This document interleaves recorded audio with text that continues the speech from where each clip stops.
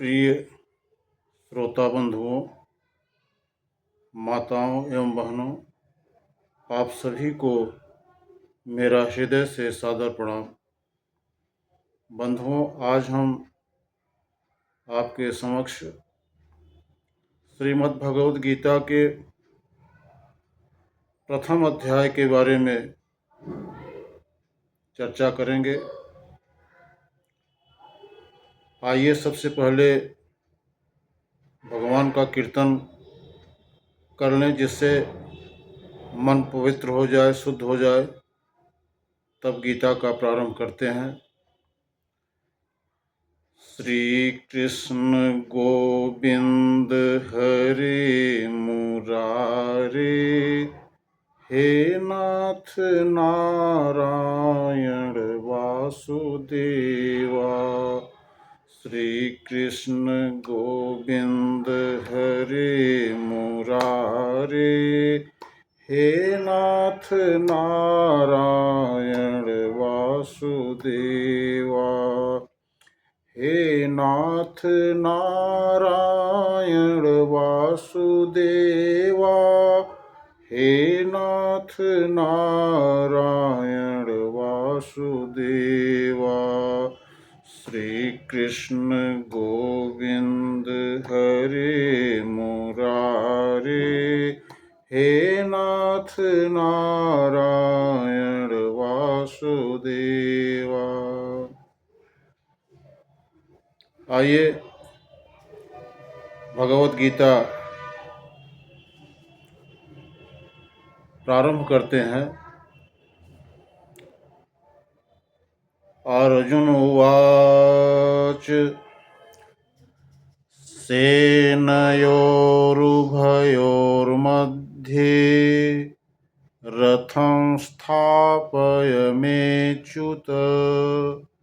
यावदेतान्निरीक्षेऽहं योद्धुकामानवस्थितान्। कैर्मया सह योद्धव्यमस्मिन् रणसमुद्यमे। अर्जुन उवाच, माने अर्जुन ने कहा भगवान श्री कृष्ण से। अर्जुन ने कहा, हे अच्युत, कृपा करके मेरा रथ दोनों सेनाओं के बीच ले चलें, जिससे मैं यहाँ उपस्थित युद्ध की अभिलाषा रखने वालों को और शस्त्रों की इस महान परीक्षा में जिनसे मुझे संघर्ष करना है, उन्हें मैं देख सकूं। मित्रों, इस श्लोक का तात्पर्य यह है, श्री कृष्ण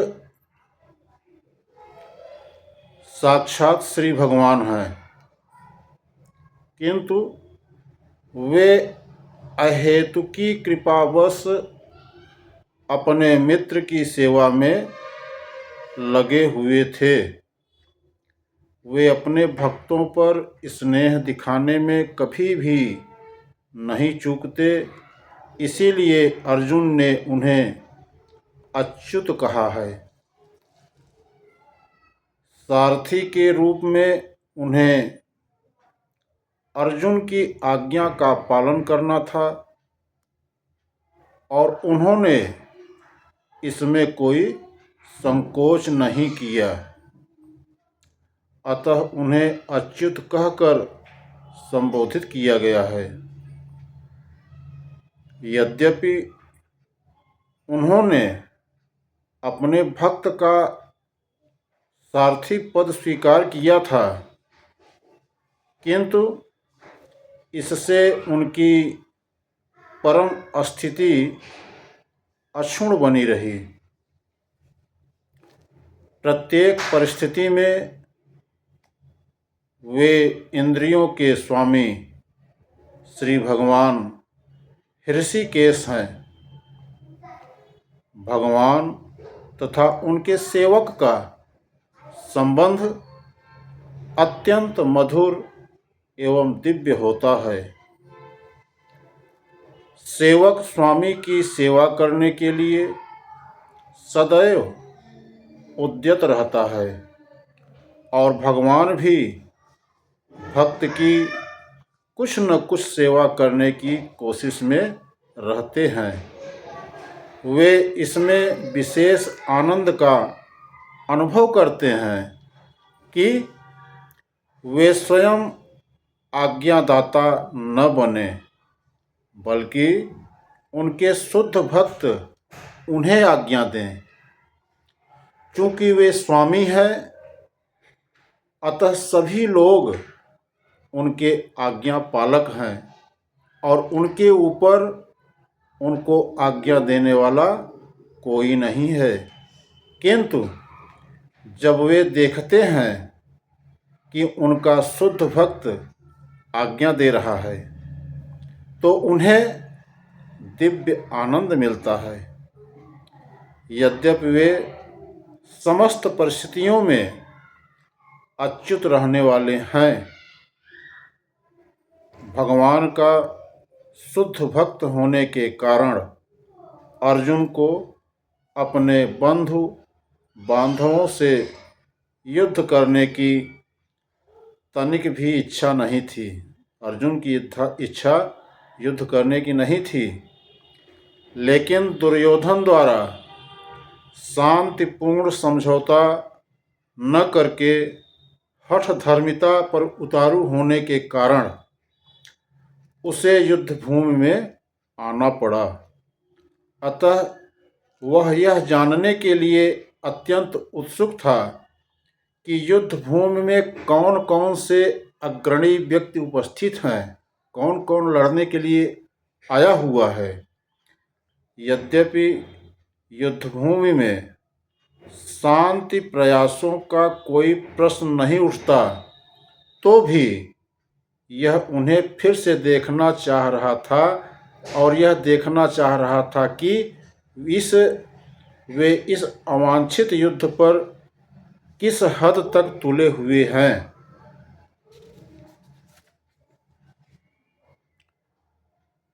योऽस्य मानान् वेक्षेऽहं य एतेऽत्र समागताः धार्तराष्ट्रस्य दुर्बुद्धेर्युद्धे प्रियचिकीर्षवः। मुझे उन लोगों को देखने दीजिए जो यहाँ पर धृतराष्ट्र के दुर्बुद्धि पुत्र दुर्योधन को प्रसन्न करने की इच्छा से लड़ने के लिए आए हुए हैं। दुर्योधन की तरफ से कौन कौन से लड़ने के लिए आए हैं, उनको देखने दीजिए, अर्जुन ने कहा। इसका तात्पर्य ये है कि यह सर्वविदित था कि दुर्योधन अपने पिता धृतराष्ट्र की साठगांठ से पापपूर्ण योजनाएं बनाकर पांडवों के राज्य को हड़पना चाहता था। अतः जिन समस्त लोगों ने दुर्योधन का पक्ष ग्रहण किया था, वे उसी के समान धर्मा रहे होंगे। अर्जुन युद्ध प्रारंभ होने के पूर्व यह तो जान ही लेना चाहता था कि कौन कौन से लोग लड़ने के लिए युद्धभूमि में आए हैं, किंतु उनके समक्ष समझौता का प्रस्ताव रखने की कोई योजना नहीं थी। यह भी तथ्य था कि वह उनकी शक्ति का, जिसका उसे सामना करना था, अनुमान लगाने की दृष्टि से उन्हें देखना चाह रहा था। यद्यपि उसे अपनी विजय का विश्वास था, क्योंकि भगवान श्री कृष्ण उसकी बगल में विराजमान थे। अब संजय ने कहा, एवमुक्तो हृषीकेशो गुडाकेशेन भारत सेनयोरुभयोर्मध्ये स्थापयित्वा रथोत्तमम्। संजय ने कहा, हे भरतवंशी, अर्जुन द्वारा इस प्रकार संबोधित किए जाने पर भगवान कृष्ण ने दोनों दलों के बीच में उस उत्तम रथ को लाकर खड़ा कर दिया। दोनों सेनाएं जहां खड़ी थी, अर्जुन का रथ जो है बीचों बीच खड़ा कर दिया भगवान कृष्ण ने। इस श्लोक का तात्पर्य है कि अर्जुन को गुडाकेश कहा गया है। गुडा का अर्थ है नींद, और जो नींद को जीत लेता है वही गुडाकेश है। नींद का अर्थ अज्ञान भी है। अतः अर्जुन ने कृष्ण की मित्रता के कारण नींद तथा अज्ञान दोनों पर विजय प्राप्त की थी। अर्जुन ने कृष्ण के भक्त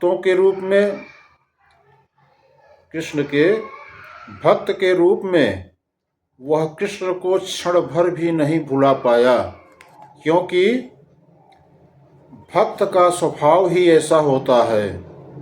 यहाँ तक कि चलते अथवा सोते हुए भी कृष्ण के नाम, कृष्ण के रूप, कृष्ण के गुण तथा उनकी लीलाओं के चिंतन से भक्त कभी मुक्त नहीं रह सकता। अतः कृष्ण का भक्त उनका निरंतर चिंतन करते हुए नींद तथा अज्ञान दोनों को जीत सकता है। इसी को कृष्ण भावनामृत या समाधि कहते हैं। प्रत्येक जीव की इंद्रियों तथा मन के निर्देशक अर्थात ऋषिकेश के रूप में कृष्ण अर्जुन के मंतव्य को समझ गए कि वह क्यों सेनाओं के मध्य में रथ को खड़ा करवाना चाहता है। अतः उन्होंने वैसा ही किया और फिर वे इस प्रकार बोले। क्या बोले? भीष्म द्रोण प्रमुखतः सर्वेषां च महीक्षिताम् उवाच पार्थं पश्यैतान् समवेतान् कुरुनिति। भीष्म, द्रोण तथा विश्व भर के अन्य समस्त राजाओं के सामने भगवान ने कहा कि हे पार्थ, यहाँ पर एकत्र सारे कुरुओं को देखो।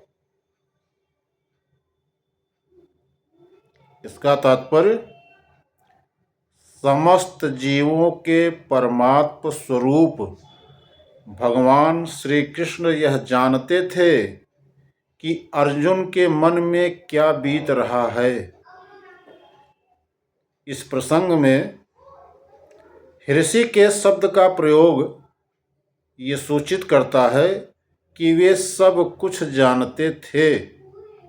इसी प्रकार पार्थ शब्द जो प्रयोग हुआ है, पार्थ शब्द अर्थात पृथा या कुंती पुत्र भी अर्जुन के लिए प्रयुक्त होने के कारण महत्वपूर्ण है।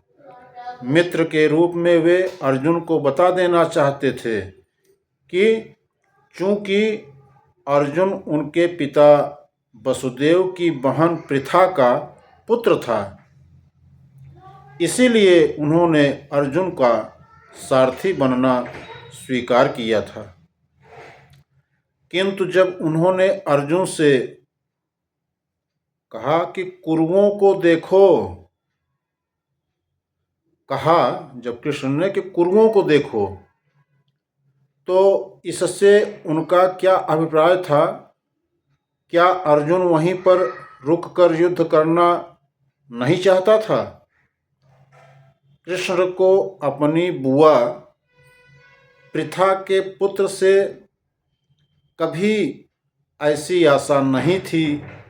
इस प्रकार से कृष्ण ने अपने मित्र की मनः स्थिति की पूर्व सूचना परिहास बस दी है।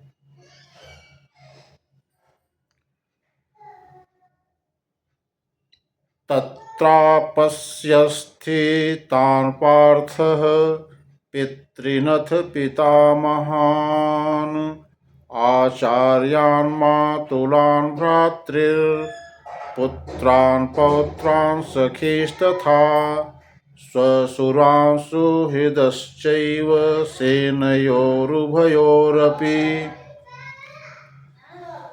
अर्जुन ने वहां पर दोनों पक्षों की सेनाओं के मध्य में अपने चाचा ताऊओं, पितामहों, गुरुओं, मामाओं, भाइयों, पुत्रों, पौत्रों, मित्रों, ससुरों और शिवचिंतकों को भी देखा। इसका मतलब कि अर्जुन युद्ध भूमि में अपने सभी संबंधियों को देख सका।